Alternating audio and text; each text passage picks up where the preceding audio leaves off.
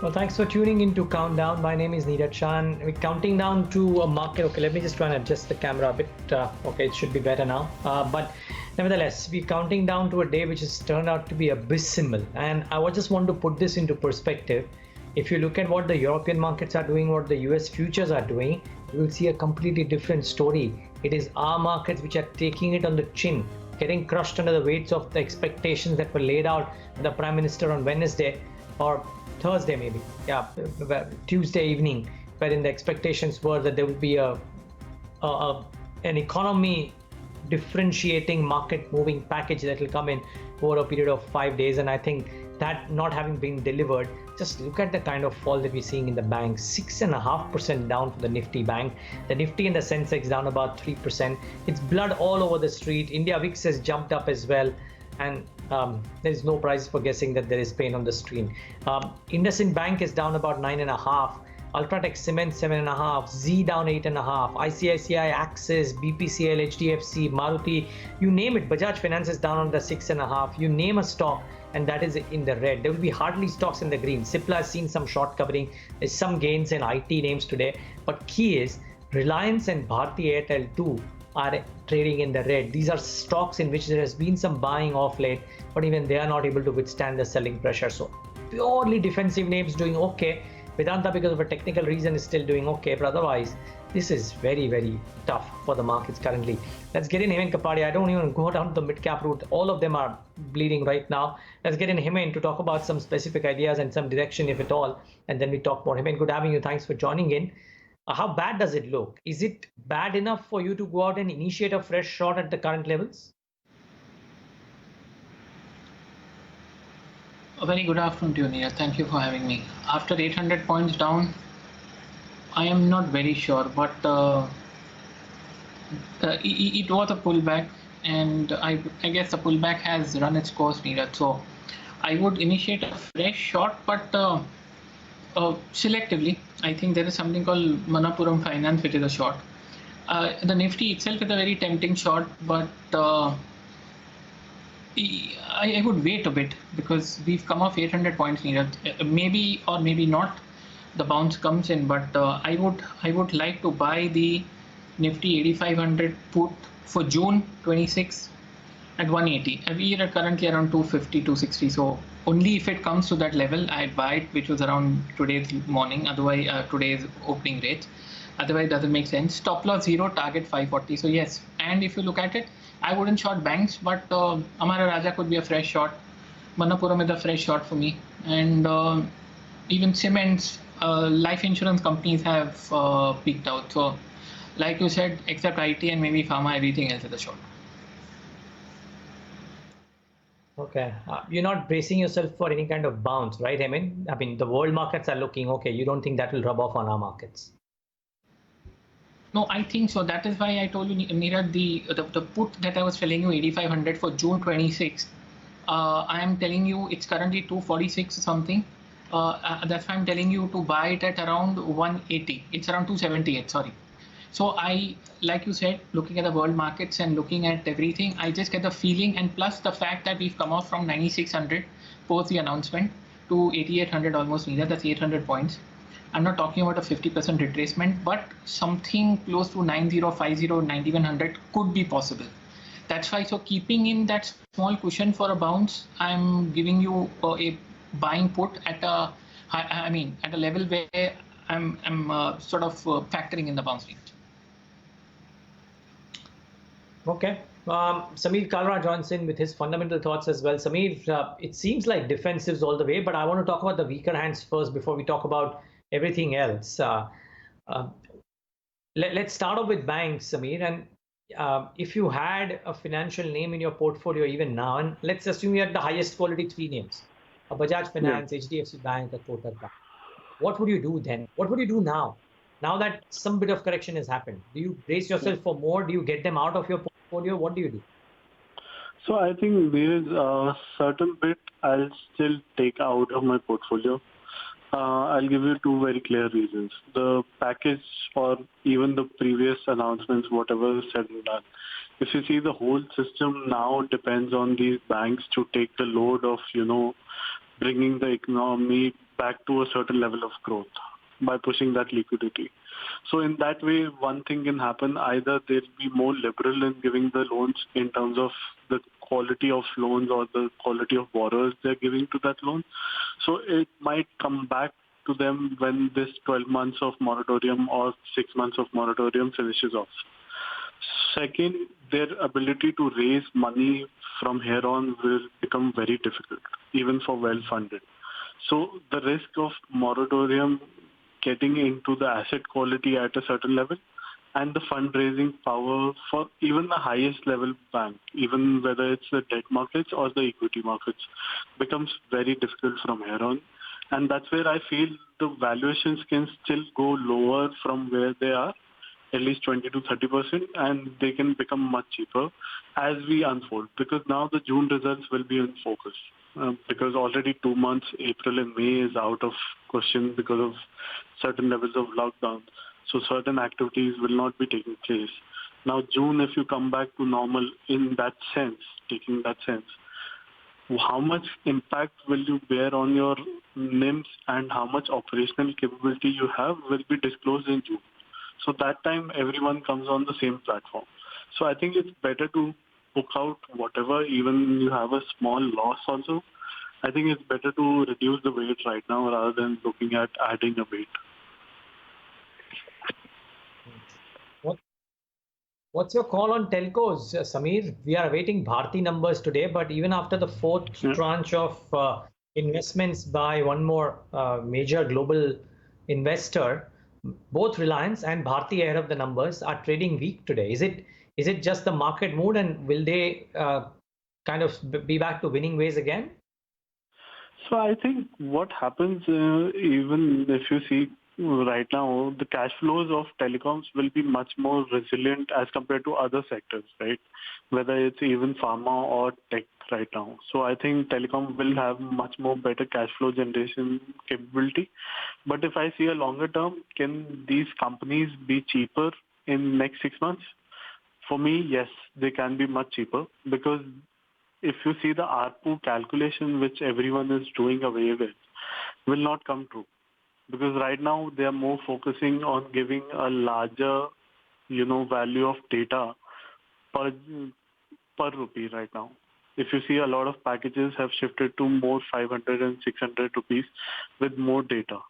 So right now, customer acquisition again becomes a focus right now for these telecoms.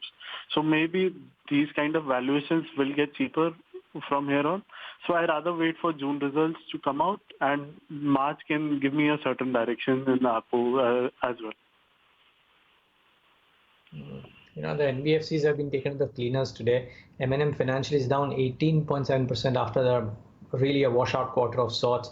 Chola Finance 16%, LIC Housing Finance 12.5%, 13%. I think some people made these calls about how a lot of financials will not survive. I'm not saying these companies won't survive. These are all great names and have done work very well. But somehow the times are just so badly stacked up against them. And therefore, this question, again, both fundamentally and technically. First, a fundamental question, Samir Kalra. Quite unlike some of the HDFCs and Bajaj and Kotak, maybe not Bajaj Finance, but which have seen a correction, but it's about 30-40%. These ones have been demolished, literally. I mean, the last 1 year, a 65% cut in a Mahindra Finance, about a 55% cut in LIC Housing Finance, 83% India Bulls Housing, okay, let it be, and IndusInd Bank about 72%. What do you do there? Again, if you have these names in your portfolio, would you get out of them? So I would get out over here and immediately, because if I see the debt markets are rarely avoiding these names. And when debt market avoids NBFCs such like them, then the replenishment of cash flows goes very at a higher cost for these guys. And if your 50 to 60% of book is under moratorium, I'm saying even if 2% comes into the asset quality issue, that's a big spike for all these guys in the next 6 to 9 months when you don't have a cash raising power. So that's where everything, even the Bajaj Finance, I'm not taking out them. They are better in quality, but see, right now no one is immune to it. And everyone can take a bigger hit, because if we go back, then Bajaj Finance was talking about 80 to 90 bips of credit cost if the lockdown extends till May end, which actually it is getting done, and we don't have a foresight that it'll reopen in June totally. So I think it's better to take out these names and wait for the bottoms. Even if you go 10% above and get late in these names, I think there will be a substantial upside to catch on it rather than catching up right now and waiting for the reversal to come. Yeah, maybe so. Well, maybe getting them out. Sameer is comfortable getting out of these stocks from his portfolio as well. And those are very few. By the way, in the Nifty 200, there are a handful of 10 names which are gaining above 1%. Everything else is down. And now the market sell-off is getting more vicious, because we are now down close to 7% for the Nifty Bank and 3.5% for the benchmark indices. And aside of NBFCs, which are largely the biggest talking point today, Prestige Estates has lost about 9%. HPCL is down about 8.5%. And autos, I mean, Eicher Motors is 12,910. Ultratech Cement is about 8% lower. Indian Hotels has lost another 8%. So a clutch of these names are looking very, very wobbly. We'll take some queries, viewers, in moments from now. But Hemen, just a quick follow-up on a stock which was looking very strong until Friday, 3 p.m. and then just came off and has continued to come off, and that is Z Entertainment. A high of 170.71, went down to 163 in Friday's session, is down about 8% or 9% in today's trade as well. How weak does it look? Or is it near some supports? I am not quite sure why it's still a three-figure stock, Neeraj. 115 to 170 was too much. We've climbed uphill. There's a demand line supporting the move. We're on the verge of breaking it. We're at 149, Neeraj. So once we close below 143, I think it starts unraveling, and we're looking at 120, 100, and then finally two figures, Neeraj. Okay, yep, that is the picture. Z Entertainment, well, Hemen believes that the idea is to actually look at it from a perspective of a stock which should actually go down to being in three figures. By the way, something that is correcting really thick and fast now is Bharti Airtel as well. It's down about 3%, 537 and counting. So really losing steam. So watch out. I mean, everything is starting to now bank off, and that is really the bigger worry for our markets. So we'll get in the queries, because I'm sure a bunch of people have some queries as well, and we'll try and take in. Let's start with some queries. I mean, Kashyap Kothari is asking for a long-term view on Cholamandalam Finance. Kashyap, I think we spoke about the NBFCs, and that probably included all of them. But maybe since you're asking this specifically, Sameer, just wondering, is Chola Finance the same opinion, or do you treat this differently compared to the other NBFCs? No, right now, for me at least, as per my investment plan, it's all the same right now. NBFCs are totally avoid and don't even look at a bargain hunter, because comparable valuations doesn't make a sense right now. Okay. What about, okay, the other query that has come in is from Preeti Nair for a view on Avenue Supermarts. Sameer, again to you, what would you do in an Avenue Supermarts? It's obviously for a lot of reasons more resilient than a lot of others. Yep. So I think I'll keep a very close watch on it. So I'll keep it in my watch list, and whenever this, totally plays out and settles out, Avenue will get cheaper from here, and whether it's time-wise correction or price-wise correction, but I think it'll be one of the faster ones to recover out of the system, because for them the major cost of retail is the rentals, and they totally avoid it. So that's why they're able to sustain all this pressure here on. So there will be a cheaper valuation coming ahead, whether it's time wise or price wise, but keep it on your watch list. Okay. I have a small question. Actually, I think Ajit Mishra joining in the conversation as well. So just wondering, we'll take in one of the queries to him. Jawahar Selvaraj is asking for a short-term view on NIT Technologies. Ajit, do you have a thought here? Good morning, or rather good afternoon. Good afternoon, Neeraj. So, Neeraj, yes, IT particularly are like holding pretty well today, in spite of what we are seeing in the index. So, NIT Tech specifically is currently hovering around the long-term moving averages, so definitely it has support around the current levels. But for any fresh momentum, it should cross 1400 levels decisively. But considering the price pattern, possibility is there. So one should maintain a stop at around 1320 and wait for around 1515, 50 levels in case if it manages to cross 1400. Similarly, a technical view being asked on TCS, would you be constructive there too?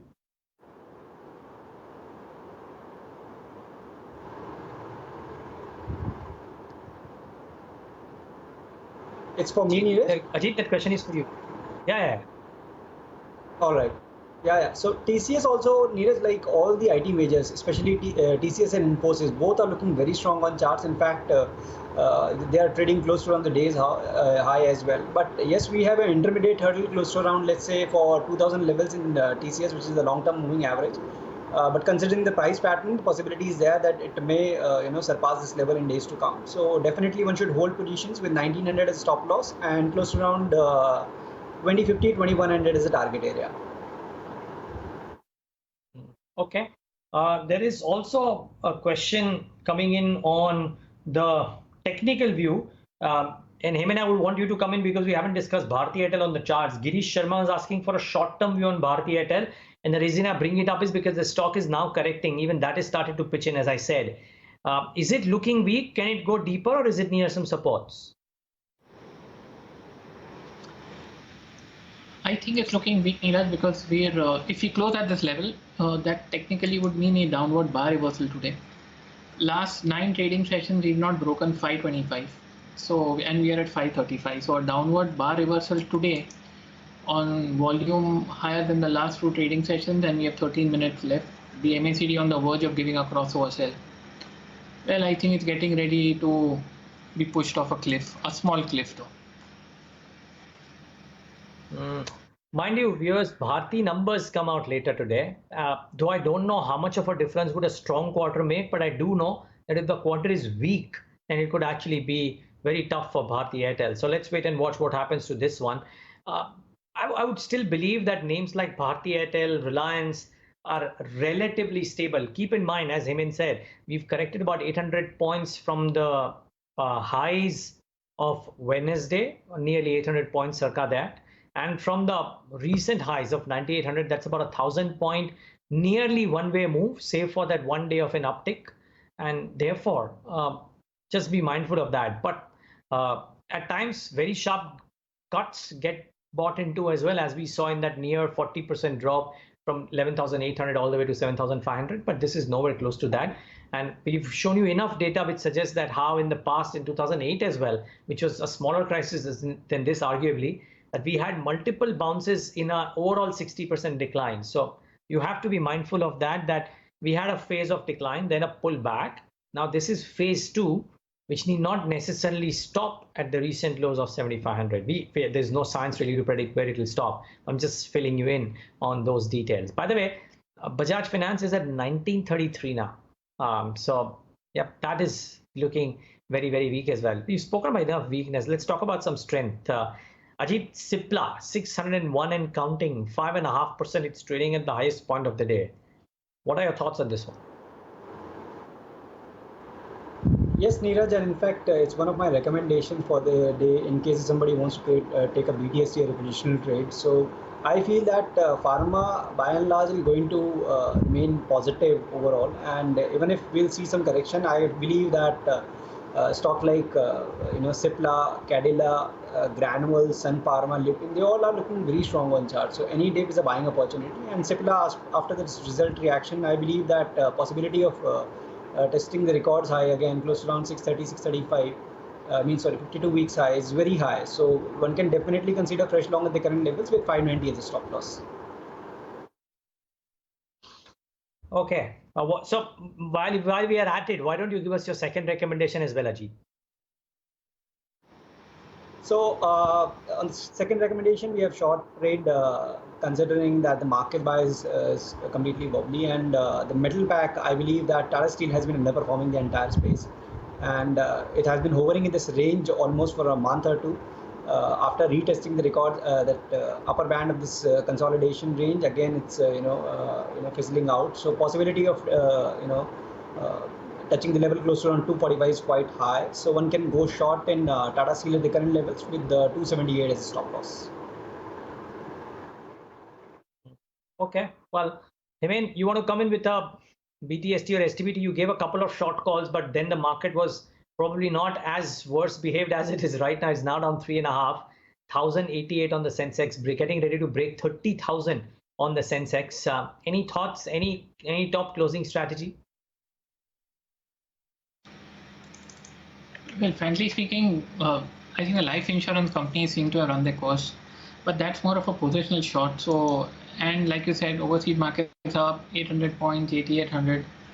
I'd have a BTST on Lupin, though I think through ICICI and HDFC and PVR, SBI Life look tempting. Simply put, a BTST on Lupin, Neeraj, but would like to clarify to our investors or viewers, high risk markets are extremely dangerous and nothing is going to sustain, but a BTST. Okay, actually, coming on that, we have a PVR con call today a bit later on as well for the institutions. It'll be important to get their perspective there. But just wondering, Hemant, since you mentioned PVR, and then I'll ask Samir about his thoughts too. How do the charts look here, PVR or Inox? I think PVR was bad. One would have thought that the cream is gone, but it's continued to go one way, Neeraj. It's become half, and I would have thought how much more, but no, evidently below 1,000. It's opened new upsides for 650. But I just I just like to point out one thing: 55 lakhs volume NSE cash market today. I believe this is the single highest volume in the last 5 years. So something has happened, and I don't think somebody would sell in quantity after the stock has come up from 2,100 to 735. So maybe some strong hands buying, but technically it's in shambles. Okay, wondering, Samir, what are your thoughts on a PVR and an Inox and that business model now? So Neeraj, first of all, I think it's even bigger trouble than aviation from my point of view. Because the dynamics and the behavior of a consumer, if it changes by the time we open up, and even the production houses, like they are starting to launch on these OTT places directly, then I think the sustainability of these models and then the cost cutting which will come through, then I think PVR is at least a 50% premium to what it can be on the downside. Because fundamentally, I don't see any recovery as soon as, next 6 months for them. Because even I'm tracking China traffic to cinemas, they're hardly filling up 20% or 30% of the whole cinema. And the numbers are going even worse off for these theater runners. So if anything, I replicate to PVR or Inox, they're in for a big changeover in the industry, and this will make it even very hard for them to even recover the 50% of the traffic what it was earlier if the similar patterns emerge. So I think it's better to stay away and maybe, let the numbers talk once it reopens and once the situation comes, because I think they'll be the last ones to reopen or get the permissions, because that's how it's happened in China and certain other countries where these guys are reopening on a full-fledged basis. So I think that's a long way apart for even the reopening model right now. Okay, there's some announcements about Department of Telecom gearing up for spectrum auctions and to appoint an auctioneer by 22nd May, likely to hold spectrum auctions in July. And I don't know if that could be causing nervousness on some of the telcos as well, because those monies would be high, and maybe Reliance is well fed and has the money because they have delivered quite a bit. Bharti may not. And could that be a reason? Samir, any thoughts? So I think, again, as you said, Reliance has certain cash and they are deleveraging. Maybe that's one of the reasons that, when the auctions are coming up, or they were already due.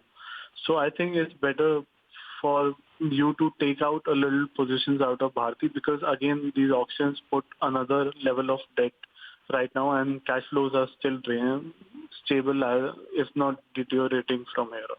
So I think it's better to take some profits off. Whether the results are good or not, that's a second situation. But right now, the cash flow utilization will go down if the spectrums are announced anytime soon. Yeah, well, let's wait and watch how that plays out as well. So you have to monitor that very, very closely. By the way, Bharti, after falling incessantly in the last few minutes, just showing a bit of a perk up. Let's just wait and watch, but this might be false hopes, really. Let's wait and watch how this goes. So, Samir, take a moment to thank you for joining in today and giving us your thoughts. Really appreciate your time. Ajit Mishra, a thought on ONGC. That stock is kind of lagged today, was looking okay. Oil is doing very well and it's moving up, but somehow upstream companies are not able to sustain. Any thoughts here?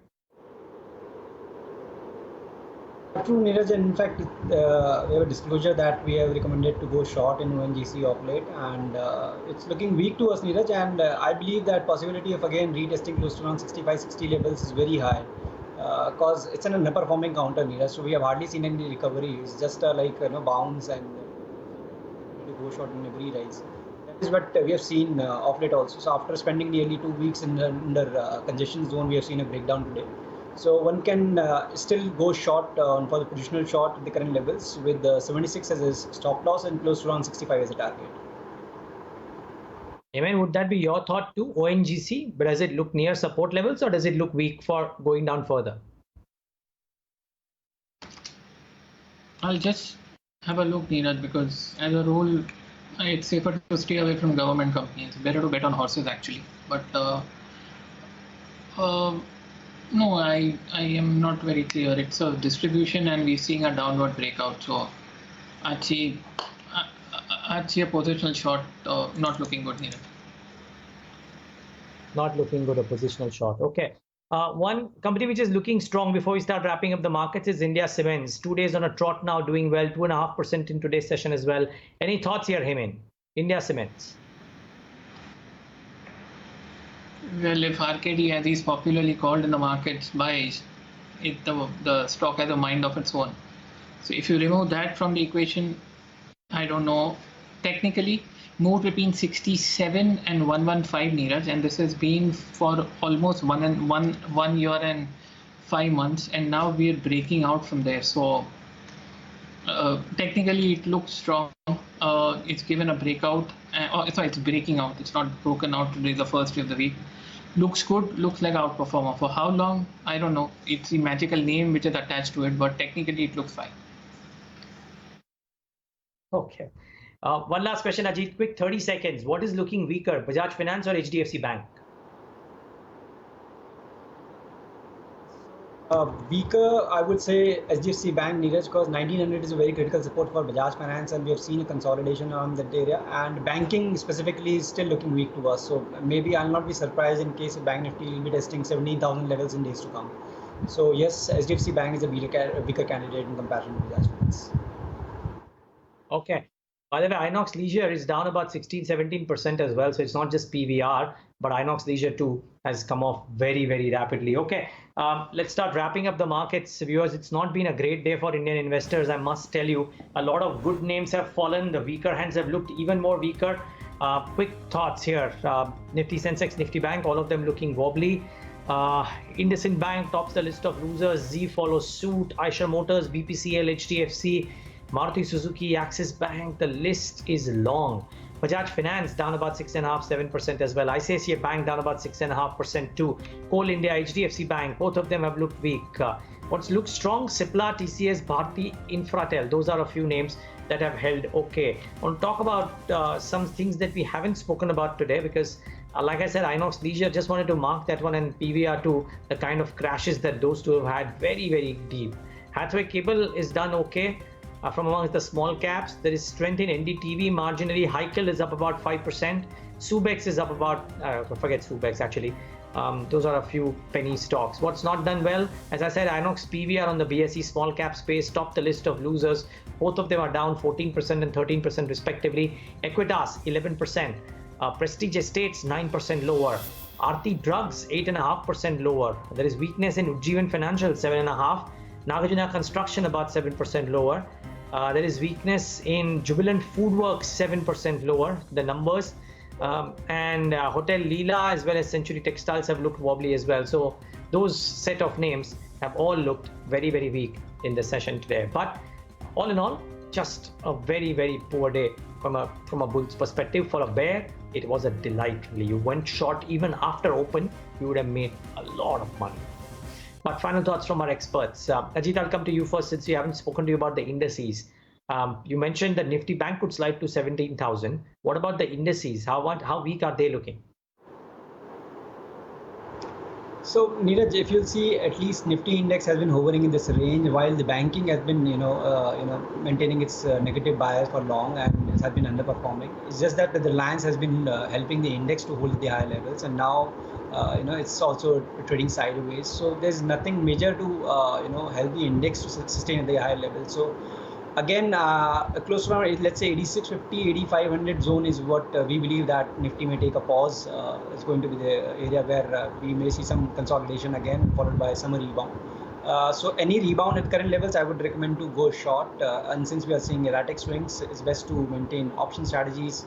So buying 8900 put, naked put for this 20-month May expiry, or creating a bear spread around that level would be advisable. Okay, Hemant, what about you? Yes, I think I also feel that the pullback fizzled out at near to 9600. VIX is 41. Once VIX crosses 46, it will be a bottomless pit. Bounce, yes, I think a small bounce could come in tomorrow itself, Neeraj. So any bounces, like Jeet said, buy puts because markets are too volatile. Swings either ways. The bank Nifty could bounce a bit. So basically, it's a sell on rise market, and generally it looks bad, Neeraj. I don't think there are any silver linings. Pharma, yes, but otherwise everything. IT temporary, yes, but otherwise everything else is grey, and I think it's going to get darker as days go by. Do the longer term charts, Hemant, point towards a number which is far away from here?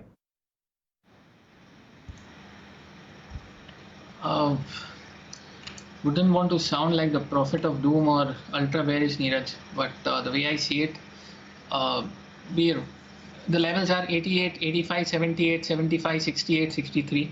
These are technical levels, does not mean it goes down all the way.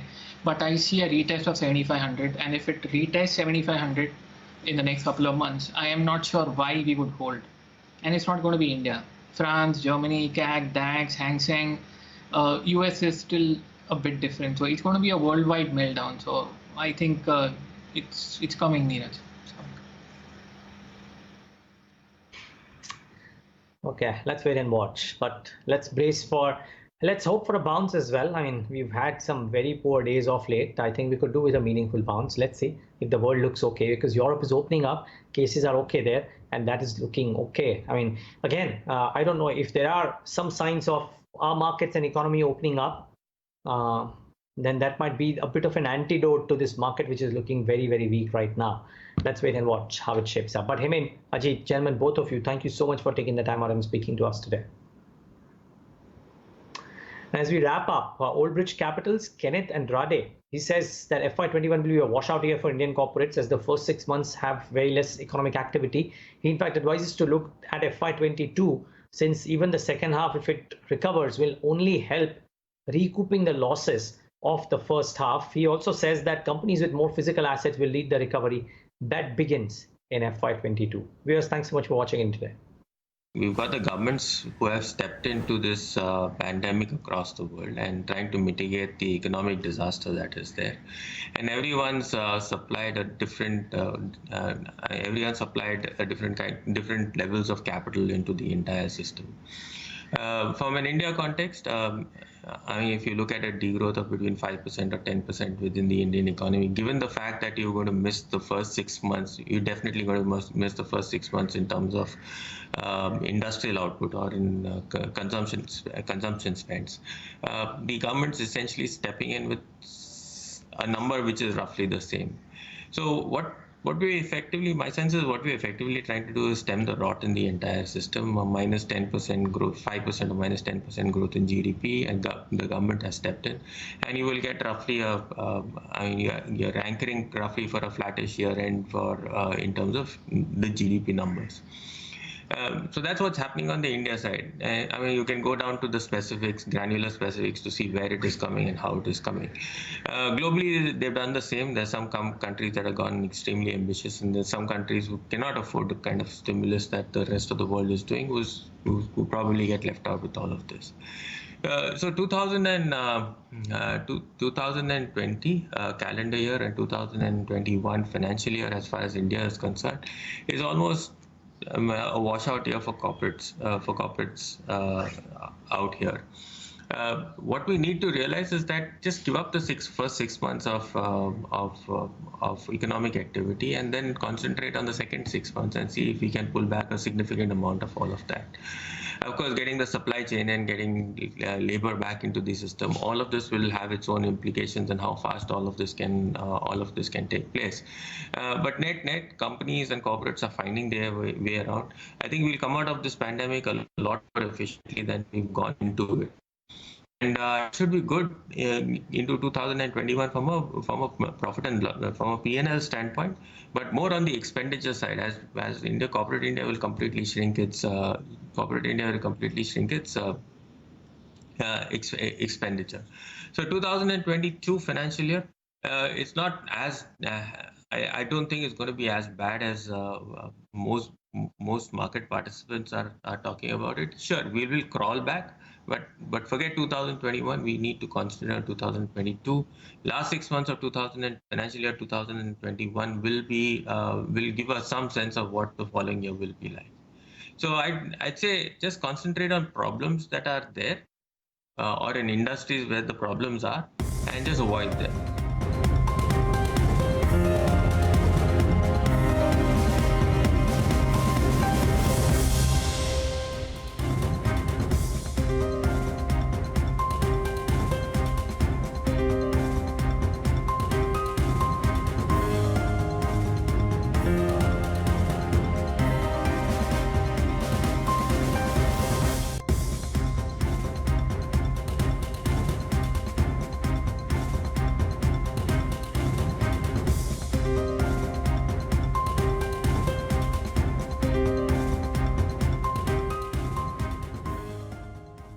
How many places can you be at once? What if we said 9?